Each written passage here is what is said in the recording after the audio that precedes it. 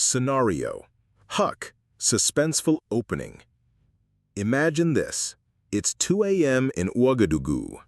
The city sleeps, but inside the presidential palace, the air is heavy, tense, almost suffocating.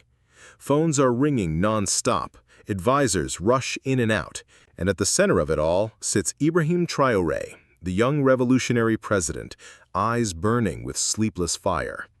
On the screen in front of him flashes terrible news. French banks have frozen money transfers. The IMF has cut off payments. The CFA franc is being pulled from the market. Burkina Faso, a nation already struggling to breathe, could collapse within hours.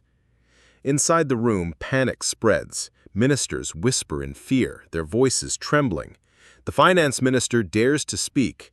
"Mr. President, rejecting the CFA franc is suicide." Traore slams his fist on the table. His voice cuts through the silence. Suicide or liberation? The room falls quiet. Everyone stares. What he is about to propose has never been done before. But his eyes, sharp, unshaken, hold a dangerous certainty. The last chain of colonialism. For 70 years, West African countries had lived under the CFA franc, a colonial relic controlled in Paris, not in Africa. Independence was just ink on paper. Real power, real money, always belonged to France. "How can we be free," Traore asked, fire in his tone, "when we cannot even print our own money?" He paces to the window, looking out at the city lights of Ouagadougou. Streets below are calm, unaware that history is shifting above their heads. He asks, "How much reserves do we have?" The answer is bitter. Almost all of Burkina Faso's gold and reserves are locked away in Parisian banks. Even wealth dug from African soil does not belong to Africa. This is the invisible chain, colonialism reborn in numbers, contracts, and banknotes. And tonight, Ibrahim Traoré decides to break it. Operation Sankara. With a calmness that feels almost unreal, he slides a file onto the table. Stamped across the cover are two words: Operation Sankara. Thomas Sankara, the legendary revolutionary, murdered in 1987, had dreamed of a financially independent Africa. Now, Traoré intends to finish what Sankara began. Inside the file are blueprints for a new currency, the Burkina gold, a coin backed not by promises, but by the nation's own gold. He pulls a prototype from his pocket. It gleams under the dim palace light, one side engraved with a baobab tree, the other with the map of Burkina Faso. Advisors gasp. The finance minister shakes his head. "This is impossible. We don't have printing presses. We don't have reserves. The people will panic." Traoré interrupts with a thin smile. "The people will not panic. They will be free." Then comes the real bombshell. With measured calm, Traoré reveals that the army is already moving. Gold mines across Burkina Faso, long controlled by French and American companies, are being taken back. Executives are escorted out. Soldiers stand guard at every site. "You nationalized the mines tonight?" one advisor exclaims. "Yes," Traoré replies. "By morning, all our gold will be ours again." The ministers exchange stunned glances. Fear and awe mix in equal measure. But Traoré is not done. He presses a button and a world map glows on the screen. Russia, China, Iran, Turkey, India, Brazil. For 6 months, secret negotiations have been underway. Trade deals have been signed, quietly, invisibly.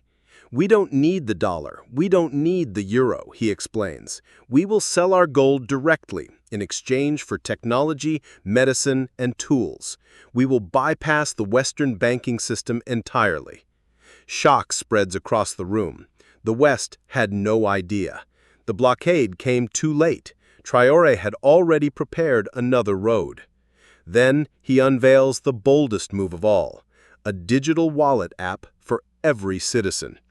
Burkina Faso will not just mint gold coins, it will launch gold-backed digital currency, secure, transparent, untouchable by foreign banks. every Burkinabe will have direct control of their wealth on their phones.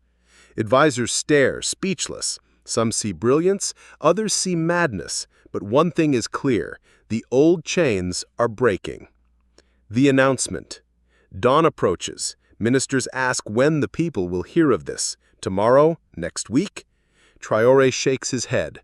No, they will know now. An emergency broadcast is arranged. At 6:30 a.m., while families prepare breakfast, screens flicker across Burkina Faso. President Traore appears in his military uniform, calm but fierce. He raises the gold coin to the camera. From today, we end the colonial currency. From today, we use the Burkina gold. Gasps ripple through living rooms, cafes, and streets. Fear mixes with pride. He then shows the glowing app on his phone. This is your wallet, your money, your future. And then the thunderclap. Every CFA franc will be converted into Burkina gold at double value. No one will lose, everyone will gain. For a moment, silence hangs. Then, across the country, cheers erupt. Small at first, then louder, stronger. A tide of joy building from village to city. The first sparks of revolution. At that very moment, hundreds of kilometers away in Paris, alarms go off.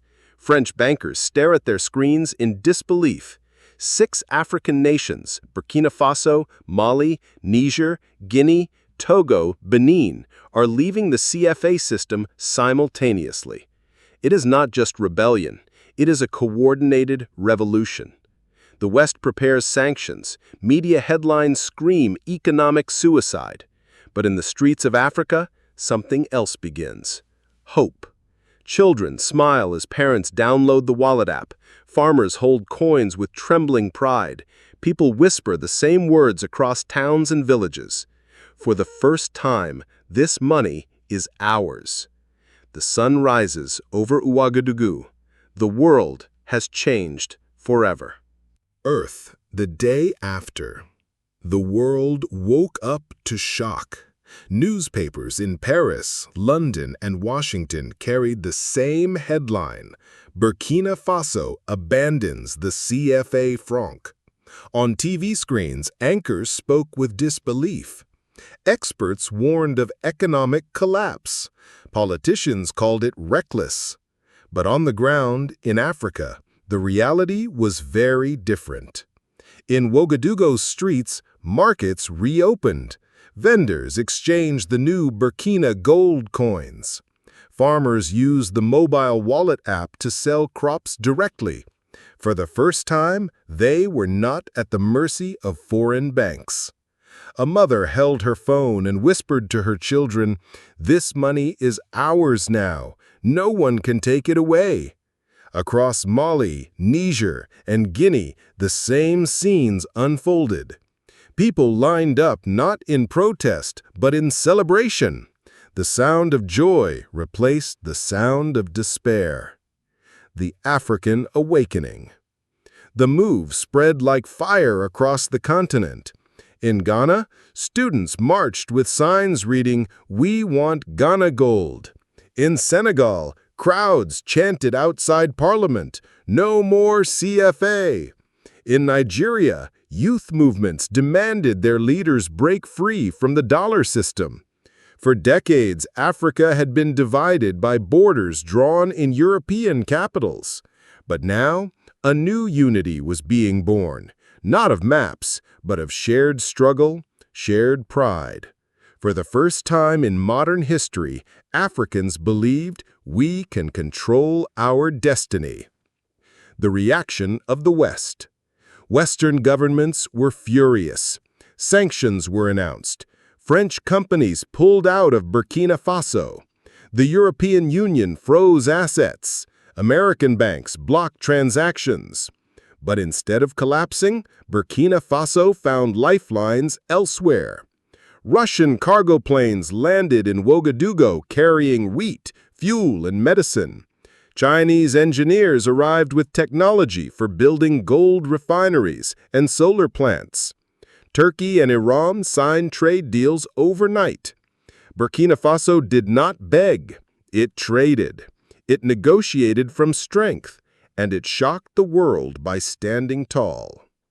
The BRICS Summit. Months later, a historic meeting was held. In Johannesburg, leaders from Brazil, Russia, India, China, and South Africa gathered with African delegations. Cameras flashed as Ibrahim Traoré walked into the summit hall, greeted like a hero. In his speech, he spoke with clarity. "We do not come to ask for aid. We come to offer partnership. Africa is not a beggar. Africa is rich. And from today, Africa's wealth will serve its people, not foreign empires." The hall erupted in applause. For the first time, African voices dominated the global stage, not as followers, but as equals. And then came the announcement.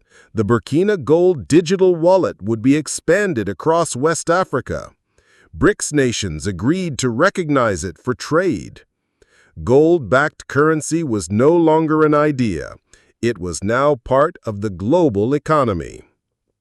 The return of the gold. Gold refineries built in Burkina Faso began to shine. Every bar of gold stamped "Made in Africa" carried a message of defiance. For decades, African gold had filled the vaults of Paris, London, and New York. Now, for the first time, Africa was keeping its treasure. Children visited museums to see coins of the new currency. Schools taught about Thomas Sankara, Patrice Lumumba, and Kwame Nkrumah, heroes who had dreamed of this day. Ibrahim Traoré was no longer just a president. He had become a symbol of continuity, a man carrying forward the dreams of the fallen. The struggle continues. But freedom is never easy. Attacks increased on Burkina Faso's borders. Armed groups, secretly funded by foreign powers, tried to destabilize the nation. Terror spread through villages. And yet, instead of breaking, the people grew stronger. Militias formed. Youth volunteered for defense. Farmers donated food to soldiers. Women marched in the streets, declaring, "We will not go back." The revolution was no longer just Traoré's. It belonged to the people. The UN stage. The turning point came at the United Nations. Ibrahim Traoré walked to the podium in New York. The world's cameras focused on him. He raised the gold coin high and spoke. "For centuries, Africa has been robbed. For decades, we have been told we are poor, while our soil is the richest on earth. Today, we say enough. Our gold will serve Africa. Our currency will serve Africa. Our dignity will serve Africa." The hall fell silent. Even critics could not deny the power of his words. For the first time in UN history, Africa's voice was not soft, not submissive. It was thunder. The new Africa. From that day, things began to shift. The African Union, once criticized for silence, started discussions on creating a pan-African gold-backed currency. Young people across the continent demanded leaders follow Burkina Faso's example. In villages, elders told children, "You are born in a new Africa. Protect it." In cities, artists painted murals of Traoré holding the Burkina gold. Musicians sang songs of liberation.